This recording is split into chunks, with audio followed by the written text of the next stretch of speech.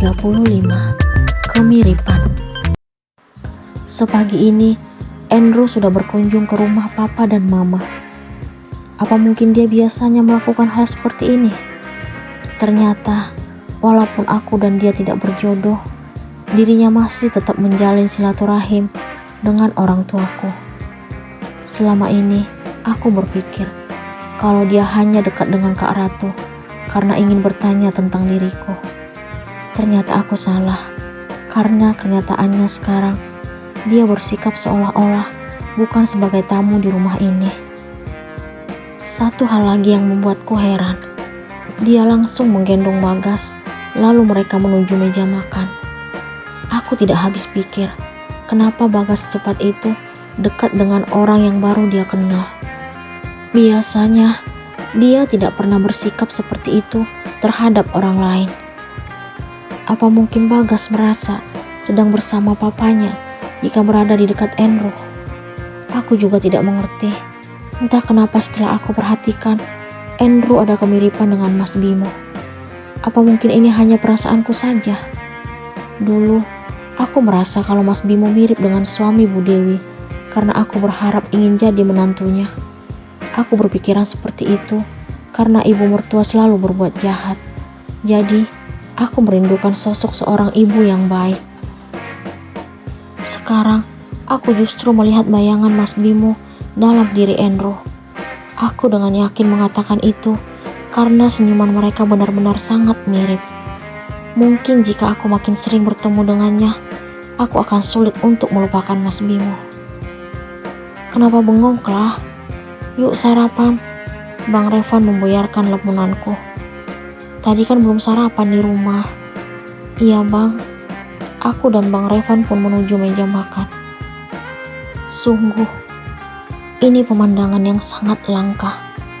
Aku tidak pernah menyangka kalau Bagas lebih dekat dengan orang asing daripada saudari-saudari papanya saat kami masih di Palembang. Anak itu justru bersemangat disuapin Andrew. Bengong lagi, Bang Revan kembali mengagetkanku. Maaf bang, aku pun duduk di sampingnya. Kak Clara, aku mendengar suara seseorang yang membuatku langsung menitikkan air mata. Iya, itu suara Rangga, anak bungsu dalam keluarga ini, adikku satu-satunya. Aku pun kembali berdiri untuk menyambutnya. Rangga, kami akhirnya berpelukan. Kamu udah sebesar ini, Dek. Aku terkejut melihat dirinya yang jauh lebih tinggi daripada sebelum kami berpisah. Iya dong, dia pun melepas pelukan. Anak kakak, pemuda tampan itu menunjuk ke arah Bagas. Iya, ponakan kamu. Dia pun langsung menuju ke arah Bagas. Hai, ini Om Rangga. Nama kamu siapa? Bagas om. Gantengnya mirip Om Rangga ya? Aku tersenyum mendengar rasa percaya diri Rangga. Kalau ganteng, langsung aku mirip dia. Andra juga dibilang mirip dia. Bang Revan menggeleng melihat tingkah adik kami tersebut. Kehangatan di rumah ini benar-benar sangat aku rindukan. Aku belum pernah merasakan hal seperti ini saat masih tinggal bersama keluarga Mas Bimo. Mungkin karena aku bukan menantu dan ipar pilihan, hingga mereka tidak pernah bersikap baik terhadapku. Suami kakak gak ikut? Rangga melontarkan pertanyaan yang tidak kuharapkan. Jangan bahas tentang dia ya, kakak mohon.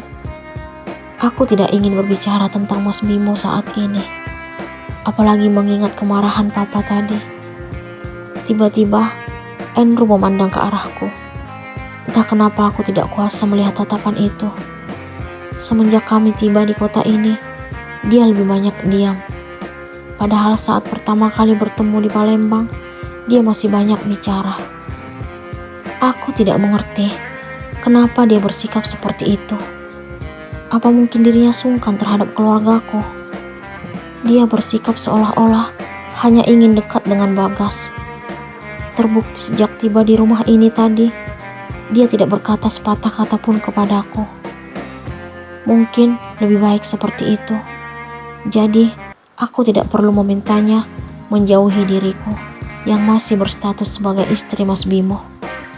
Aku tidak ingin dianggap sebagai wanita yang dengan mudah dekat dengan laki-laki lain, padahal masih memiliki suami.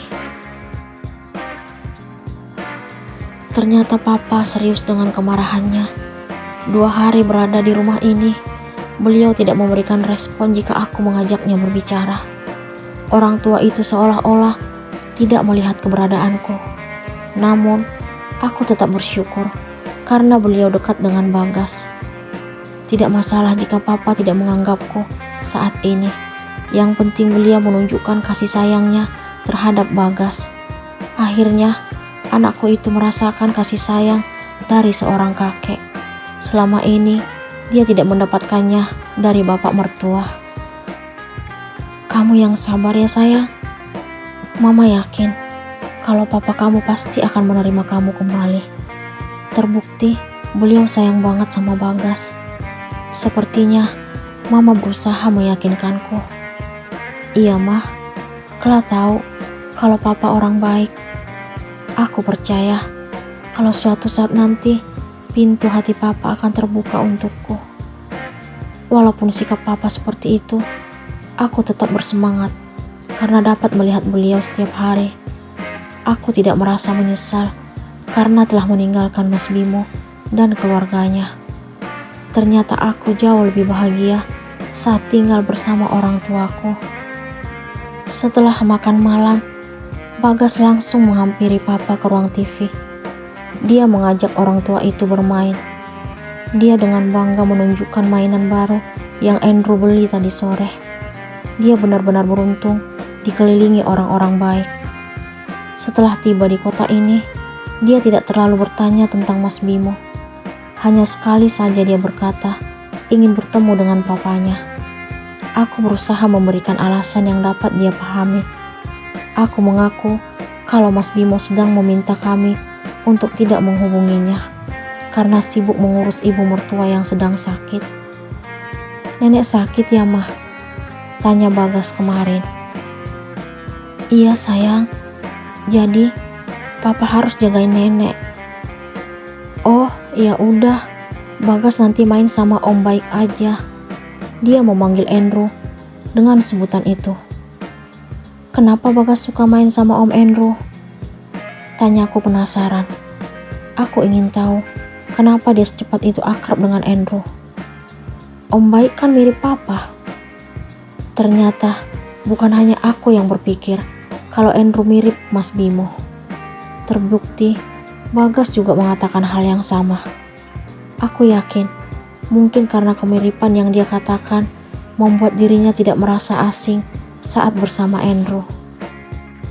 Aku tidak habis pikir kenapa saat melihat Andrew seolah-olah sedang bersama Mas Bimo. Tidak mungkin mereka memiliki ikatan. Mereka saja tinggal di kota dan provinsi yang berbeda.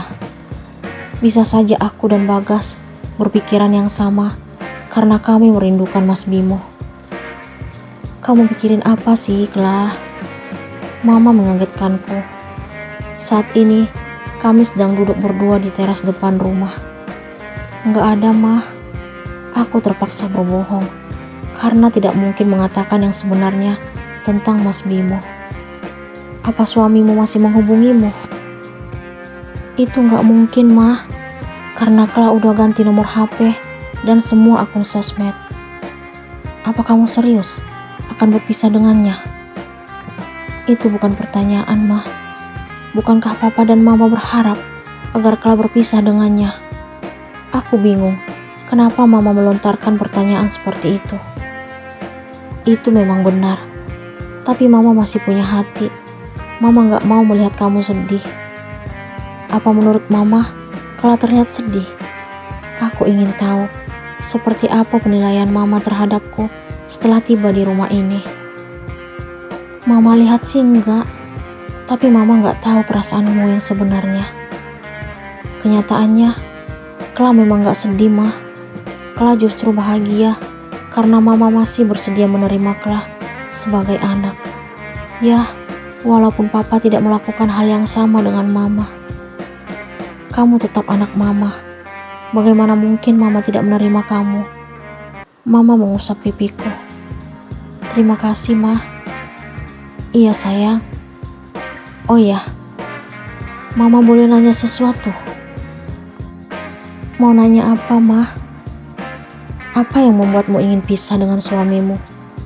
Padahal dulu, kamu tetap ngotot harus nikah dengannya. Walaupun papa dan mama udah memohon agar hubungan kalian berakhir. Akhirnya, aku mendengar pertanyaan itu terlontar dari bibir mama.